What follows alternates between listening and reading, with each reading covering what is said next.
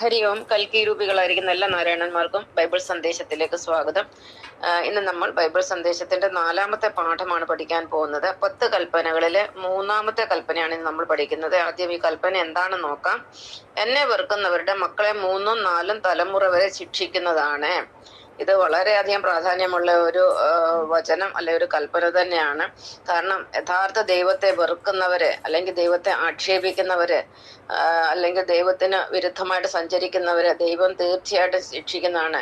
ഈ പ്രപഞ്ചത്തിൽ ഒരു നാഥനേ ഉള്ളൂ, നമ്മൾക്കെല്ലാം ഒരു സൃഷ്ടാവേ ഉള്ളൂ.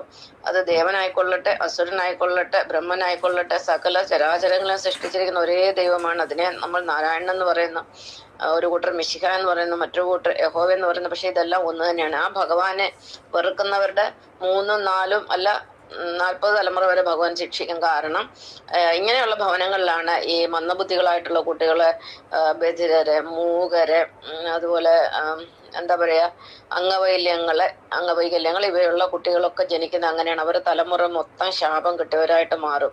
അതുകൊണ്ട് ആണ് നമ്മൾ പറയുന്നത് വന്നിട്ടില്ലെങ്കിലും നിന്ദിക്കാൻ പാടില്ലെന്ന്.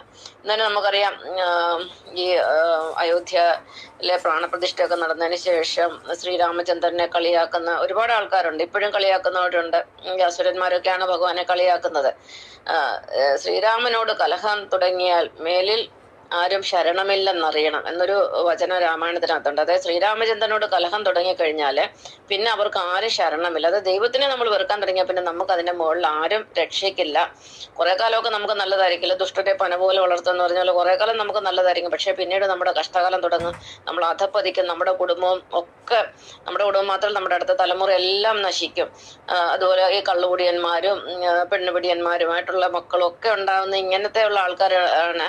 നിരീശ്വരവാദികളായ ആൾക്കാർക്കൊക്കെയാണ് ഈ ഇങ്ങനെയുള്ള മക്കളൊക്കെ ഉണ്ടാകുന്നതിന് യാതൊരു സംശയവുമില്ല. അപ്പം നമ്മൾ സൽക്കർമ്മങ്ങൾ ചെയ്യണം, ദൈവത്തിനെ വന്ദിക്കണം, ദൈവത്തിന്റെ കൽപ്പനകൾ നമ്മൾ പാലിക്കണം.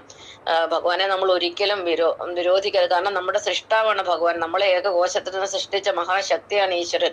ആ ഈശ്വരനെ നമ്മൾ നിന്ദിച്ചാൽ നമുക്ക് തീർച്ചയായിട്ടും ഫലം കിട്ടും. ഇപ്പം തന്നെ നമുക്കറിയാലോ, അടുത്ത കുറെ കാലമായിട്ട് ഭയങ്കര സനാതന വിരോധം കൊണ്ട് നടക്കുന്ന ആളുകളുണ്ട്. അവരെല്ലാം ദൈവത്തെ വിരോധിക്കുന്നവരാണ്. ഇവരുടെ എല്ലാം കഷ്ടകാലം എടുത്ത് ഇവർക്ക് ഏത് സമയത്താണ് ഇവർക്ക് നാശം വരുന്നത് പറയാൻ പറ്റത്തില്ല. കാരണം ഇപ്പോൾ അവർ ദൈവത്തിനെ വെച്ചാണ് കളിക്കുന്നത്. ദൈവങ്ങളെ കളിയാക്കുക, പിന്നെ അവരുടെ കുറ്റം പറഞ്ഞ് നടക്കുക, ഇതൊക്കെയാണ് ഇപ്പോഴത്തെ ആൾക്കാർ ചെയ്യുന്നത്. അതുകൊണ്ട് ഇനി ഇവർക്ക് ശരണമായിട്ട് ആരുമില്ല. ഇനി ഇവരുടെ എല്ലാം നാശം തുടങ്ങി. ഇവർ മാത്രമല്ല, ഇവർ തലമുറകളോളം നശിക്കും. അതിന് യാതൊരു സംശയമില്ല. നന്ദി, നമസ്കാരം.